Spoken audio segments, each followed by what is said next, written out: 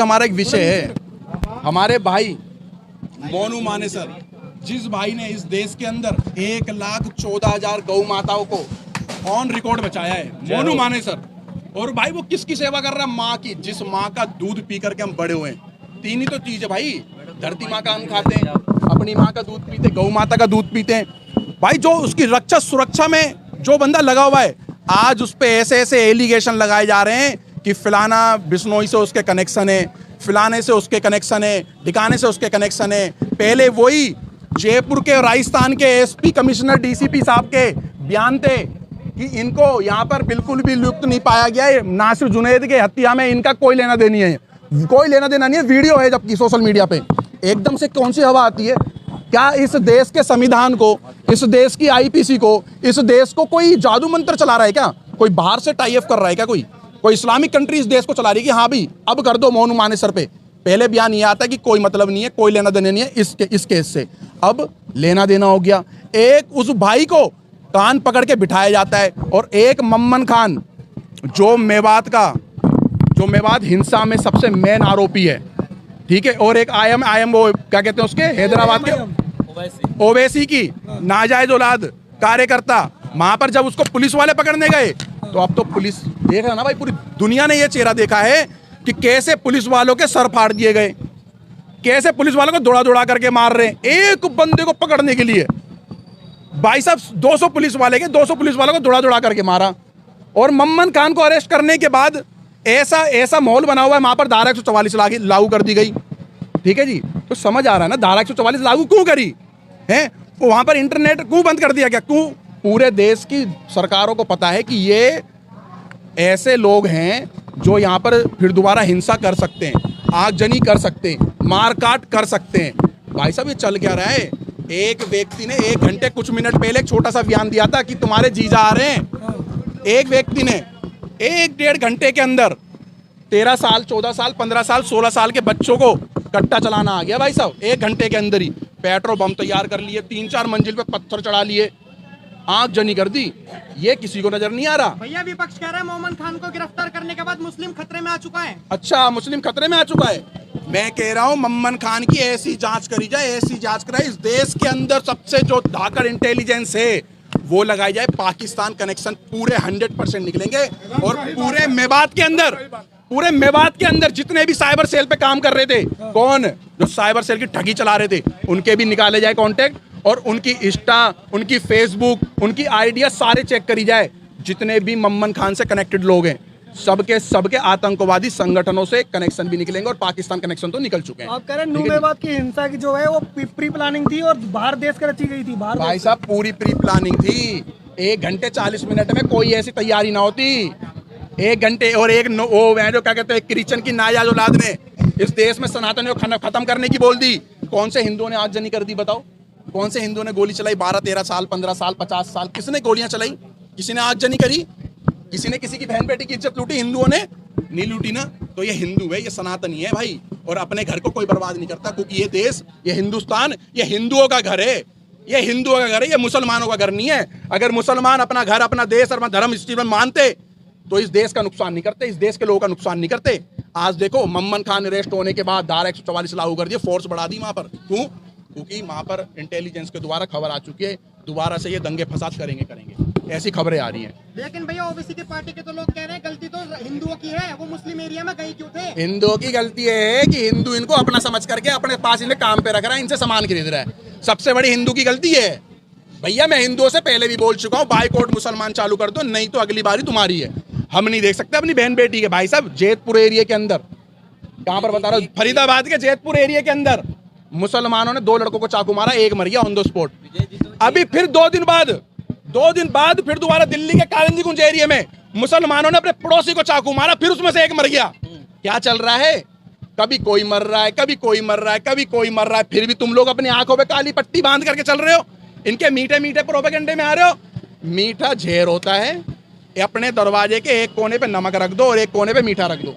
मीठे में कीड़े पड़ जाएंगे तो वो मीठे लोग हैं ये लोग। आप इनके चक्कर में मरना पड़े। मैं अभी भी कह रहा हूँ भाई साहब, हम देश हित में इसी तरीके से काम करते आए, देश हित में इसी तरीके से काम करते रहेंगे, चाहे हमारे ऊपर कानूनी प्रक्रिया कितनी भी कर ले भैया, हम अपने देश धर्म से पीछे नहीं होंगे भाई। सेवा कर रहे हैं, सेवा करते रहेंगे।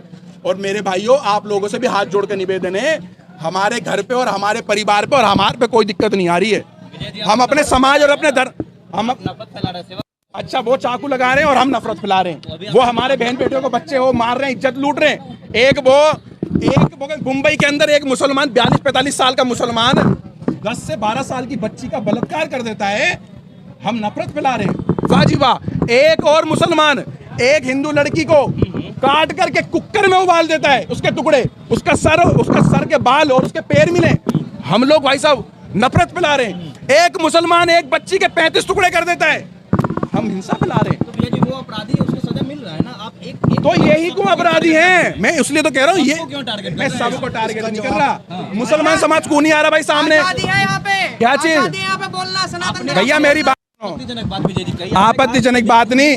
अब एक बात बताओ, जब मुसलमानों के बच्चों ने या मुसलमान कम्युनिटी के बंदों ने अगर इस तरीके का कुकर्म करा है, गलत काम करा है, तो भाई वो कूनी रोडों पे आ रहे हैं।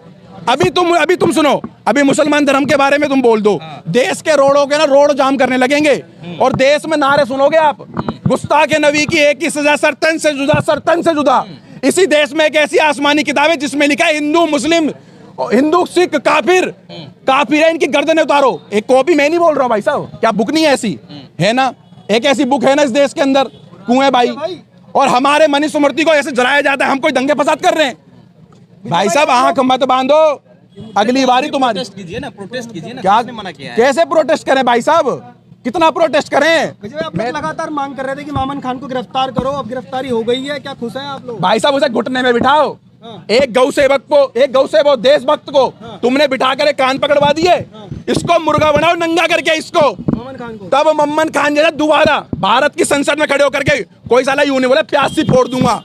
प्यासी हम भी फोड़ देंगे, हम भी फोड़ देंगे जब सर से ऊपर पानी जाएगा। और हमारे घर परिवार की और देश की बात आएगी ना, प्यासी भी पूरा फोड़ देंगे। ऐसे नहीं है, पागल नहीं है, प्यासी फोड़ देंगे, आकर के दिखाओ। आप लोग जो है पहले प्रदर्शन कर रहे थे, आपको लोगों को पीटा गया, उसके बाद भी आप मोनू मानेसर के साथ खड़े हैं, पूरे खड़े हैं। ऐसे 1000 बार पीट ले हमें पुलिस प्रशासन, फरीदाबाद के सराय थाना पीट ले, पल्ला थाना पीट ले, 31 थाना पीट ले, मैं कह रहा हरियाणा की सारी पुलिस हमें पीट ले, लेकिन हम अपने धर्म और अपने देश से भाई बिल्कुल पीछे नहीं होंगे। जितना पीटना उतना पीट ले। 3rd डिग्री हुई है हमारी, 3rd डिग्री के बाद भी है ना, वो भी ले ले हमारी। हम अपने धर्म के लिए ऐसे ही खड़े और ऐसे ही खड़े रहेंगे भाई साहब। मोनू मानेसर का समर्थन जारी है, पूरा ठोक करके जारी है। जिसने अपनी माँ का दूध पिया, गौ माता का दूध पिया है, वो मोनू मानेसर के समर्थन में। बोलो जय गौ माता की। जो लोग गुंडा बता रहे हैं वो किसको? मोनू मानेसर कह रहे हैं गुंडा वगैरह, टेररिस्ट है, कोई आतंकवादी है। अरे ऐसे ही आतंकवादी कहने से, इन देश के किराएदारों के कहने से, सारे के सारे देश के किराएदार इसको गलत अब सब बोल रहे हैं। हिंदू परिषद मोनू मानेसर के साथ है, पूरा टोक करके साथ है जी। विश्व हिंदू परिषद, विश्व हिंदू परिषद का मतलब ही इस भारत के 110 करोड़ सनातनी विश्व हिंदू परिषद के साथ है, और विश्व हिंदू परिषद मोनू मानेसर के साथ में है। आपने देखा कि मोनू मानेसर से कोर्ट निकलते हुए पूछा गया कि क्या कहना चाहोगे, तो जाते जाते भी जय गौ माता की बोल के गए। आपको लगता है दिल के अंदर वही है जय श्री तो राम? और कैसा क्रांतिकारी चाहिए भाई आपको? और कैसा क्रांतिकारी चाहिए? रोडों पे उतरो मोनू मानेसर के लिए, रोडों पे रोड जाम करो, रोड अपने घर गली कोली कॉलोनी सब जाम करो। मोनू मानेसर को रिहा होना चाहिए। मोनू मानेसर पे कोई भी प्रूफ नहीं है, प्रशासन कानून के पास कोई भी प्रूफ नहीं है, केवल और केवल राजनीतिक प्रोपेगेंडा चलाया जा रहा है। और कुछ वोट बैंक के लिए, उनको खुश करने के लिए मोनू मानेसर की अरेस्टिंग होगी। कह रहे हैं मुसलमानों को खुश करने के लिए राजस्थान सरकार ले गई वहाँ से। भाई साहब अब देखो, इनको खुश करने के लिए फिर हमें भी ले चलो भैया। अगर तुम्हें एविडेंस होगा तब तो ले गए ना भैया, एविडेंस इतने दिनों बाद एविडेंस निकलता है क्या?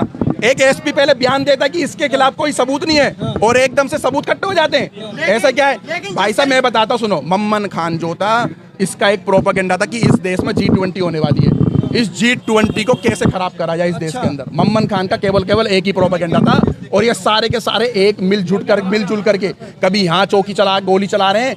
कुछ ही दिन के अंदर भैया, 2-4 दिन के अंदर दिल्ली NCR के अंदर 8 मौत हो चुकी है हिंदुओं की, मुसलमान द्वारा। और मैं नहीं बोल रहा, सोशल मीडिया अपने गूगल है, सही नेट जगह सही जगह 9 मौत हो चुकी है दिल्ली NCR के अंदर मुसलमान द्वारा। हिंदुओं की 9 मौत क्यों हुई है? क्यों भाई, क्यों? हिंदुओं के पास कौन सा हथियार कर रखा है प्रशासन ने? या तो हिंदुओं को भी हथियार दो, और फिर तुम गिनती करते हैं ना कॉपियों पर। कई लोग तो ये कह रहे हैं कि मामन खान तो सिर्फ रिमोट कंट्रोल से चल रहा था, कोई और देश के बाहर प्लानिंग कर रहा है। उसको भी लेकर आओ, उसको भी लेकर आओ। मैं कह रहा हूँ ना, कोई ना कोई है पीछे, है कोई ना कोई, ठीक है जी, उसको भी लेकर आओ। और इस भारत देश के अंदर उसका ही मुर्गा बनाओ और मुर्गा लगा बना करके मोर मीडिया के माध्यम से क्या मैसेज है यहाँ से, क्या लोगों से मैं ये मांग करना चाहता हूं भाई, आप जो अपने धर्म का काम, आपके गली कॉलोनी पड़ोस अगल बगल में चाचा ताऊ फूफा तुम्हारा दोस्त दुश्मन, सब्जी बेचने वाला, धनिया बेचने वाला, टमाटर बेचने वाला, अगर कोई धर्म की बात करता है, धर्म की रक्षा की लिए आवाज उठाता है, तो तुम उसके साथ में खड़ा होना चालू कर दो और अपने बच्चों को भेजो भाई संगठनों में। अगर आप अपने बच्चों को संगठनों में भेजोगे ना तो सबसे बड़ा फायदा होगा, तुम्हारे बच्चे भाई नशे पत्ते से दूर हो जाएंगे। नशे बिल्कुल जी भाई, क्या चीज भाई साहब, इंसान तो बन जाएंगे, धर्म की रक्षा करने तो भाई साहब हो जाएंगे। आज यही चल रहा है भाई साहब, एनसीआर की बड़ी बड़ी फैक्ट्री कंपनियों में यही चल रहा है कि भाई क्या करते हो आप लोग, आपने करा क्या है। अब तुम्हारी आने वाले समय में 10-20 साल बाद डिग्रियां नहीं देखी जाएगी, ये पूछा जाएगा तुमने कितने दिन संगठनों में काम कराया, तभी रखा जाएगा। जो संगठन में काम करेगा वो ईमानदारी से काम करेगा, वो देश हित में काम करेगा, धर्म हित में काम करेगा, और ईमानदार बंदों की हर जगह जरूरत है। स्कूल तो भाई साहब सुनो मेरी बात, स्कूल ये बंद होने चाहिए जो अंग्रेजों के स्कूल है ना हमारे देश में, जो A for Apple B for ball सिखा रहे हैं, ये बंद करवाओ भाई, ये स्कूल बंद करवाओ हमारे देश में। हमारे देश में परंपरा गुरुकुलों को, ये गुरुकुलों में पढ़ाओ, और आज भी हमारे देश में गुरुकुल से पढ़ करके बच्चे IAS IPS निकलते हैं, आज भी निकलते हैं, आज भी हर साल निकलते हैं। बताओ कौन से मदरसे से, बताओ कौन सा IAS निकला, कौन सा जज निकला, बताओ मदरसे से पढ़ करके बताओ। आप बताओ भाई साहब, निकला कोई? क्या बात करते पत्रकार साहब, मोनू मानेसर देशभक्त है, बोल गौ माता की जय। अमित भाई बताइएगा, हिंदू राष्ट्र नवनिर्माण सेना